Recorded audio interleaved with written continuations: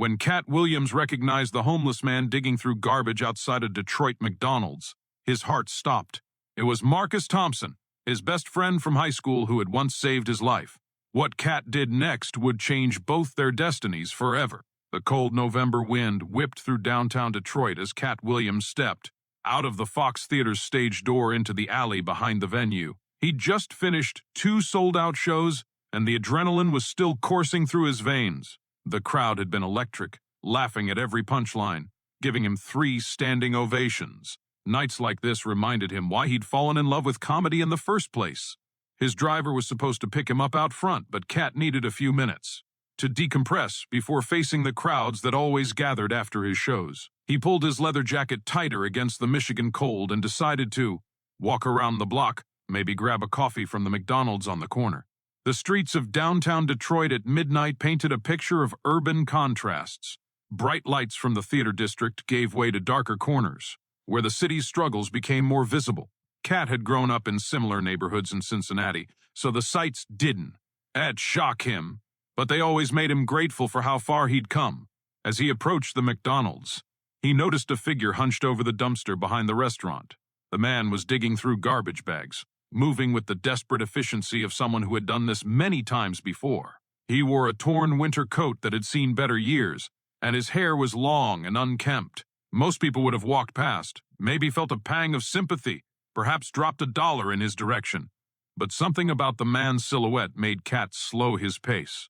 The homeless man pulled out what looked like a half-eaten burger and examined it carefully in the dim light from the restaurant's back door. He unwrapped it slowly, like he was opening a gift, and took a small, measured bite. That's when Katt heard him speak.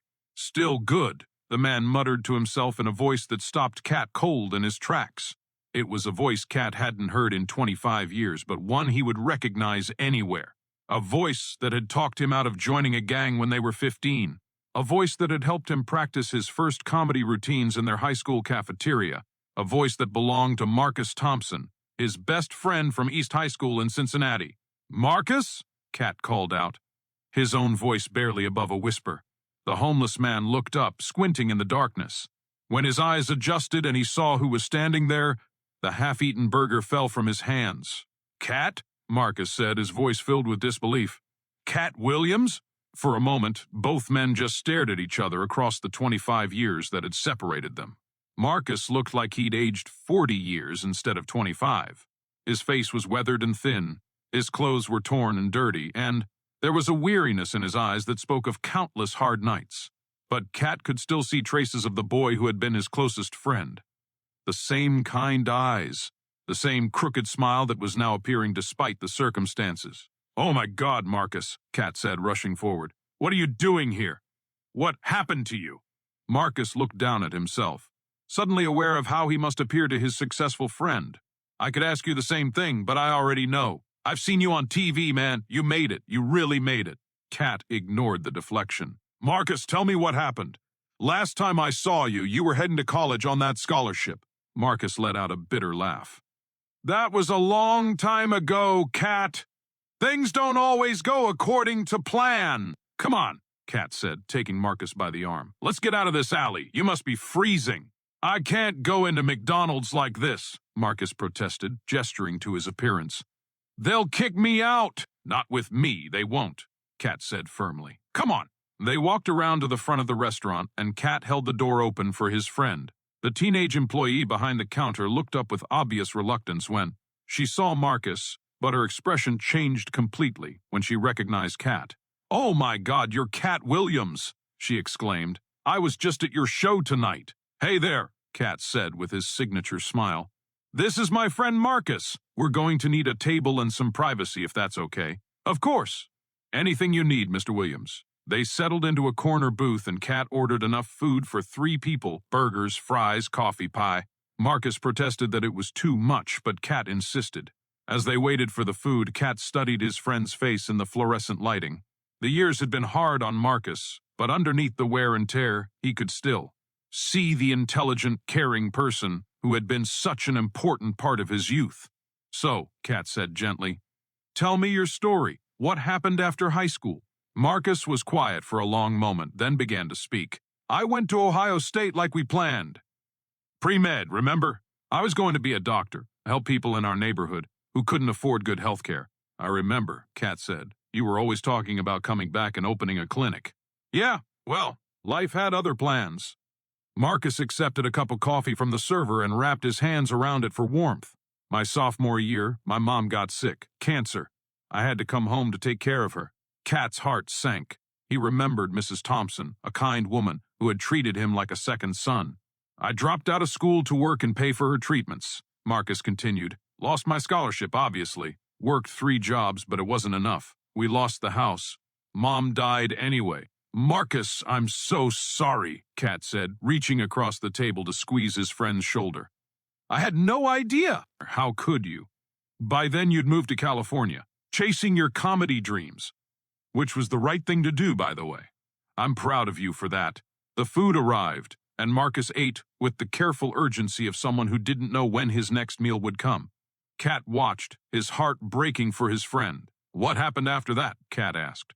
I tried to get back on track, worked construction, saved money, was planning to go back to school. Then I got hurt on the job, back injury. Pills for pain became more than that. Marcus looked ashamed. I fought it for years, but addiction is a powerful thing.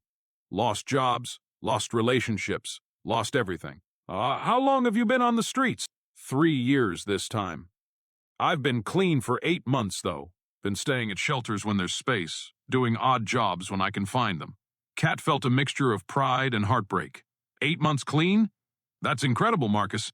Some days are harder than others, Marcus admitted. But I keep thinking about something you used to say in high school. What's that? You always said that every day was a chance to write a new story, that our past didn't have to define our future. Katt remembered saying that usually when they were walking home from school through neighborhoods, where it seemed like everyone was trapped in cycles of poverty and despair. I still believe that, Katt said. And I want to help you write a new chapter. Marcus shook his head. Katt, I appreciate this meal, I really do. But I'm not looking for a handout. I know we were friends, but that was a long time ago. You don't owe me anything. You're wrong about that, Katt said firmly. Do you remember the night before senior year started, when Tony Martinez and his crew cornered me behind the Kroger? Marcus's expression changed. Katt, that was you saving my life. Katt interrupted. They wanted me to join their gang, and when I refused, they were going to beat me within an inch of my life. You showed up with that baseball bat and faced down 4 guys to protect me. Anyone would have done the same thing. No, they wouldn't have. Most people would have walked away. But you risked your own safety to protect mine. You told me that night that real friends don't abandon each other when things get tough. Marcus was quiet, remembering. Well, things are tough for you now, Katt continued. And I'm not abandoning you. Over the next hour, Katt learned more about Marcus's situation. He was staying at a shelter downtown when space was available, otherwise sleeping in doorways or under bridges. He'd been trying to get into a job training program, but needed an address and clean clothes for the interview. What kind of work do you want to do? Katt asked. I've been thinking about counseling, Marcus said. Working with people in recovery. I know what it's like to be at the bottom. Maybe I could help others climb out. Katt felt a surge of respect for his friend. Even after losing everything, Marcus still wanted to help others. Okay, Katt said, pulling out his phone. Here's what we're going to do. Katt, I told you, I'm not giving you a handout, I'm giving you an opportunity. Katt's fingers moved quickly across his phone screen. I just booked you a room at the Marriott downtown for the next month. Tomorrow, we're going shopping for clothes and getting you everything you need for that job interview. I can't accept this, Marcus protested. You're not accepting charity, you're accepting help from a friend. Katt leaned forward. But here's the deal. I'm also setting up a bank account with enough money to get you back on your feet. It's not free money, it's an investment. An investment in what? In you starting that counseling center you always dreamed about. The one where you'd help people from neighborhoods like ours. I'll provide the startup funding, but you'll run it. You'll pay me back through the lives you saved. Marcus stared at Katt in disbelief. You're serious? Dead serious. Marcus, you saved my life when we were kids. You helped shape me into the person I became. Now let me help you become who you're meant to be. Tears began streaming down Marcus's face. I don't know what to say. Say you'll let me drive you to that hotel tonight.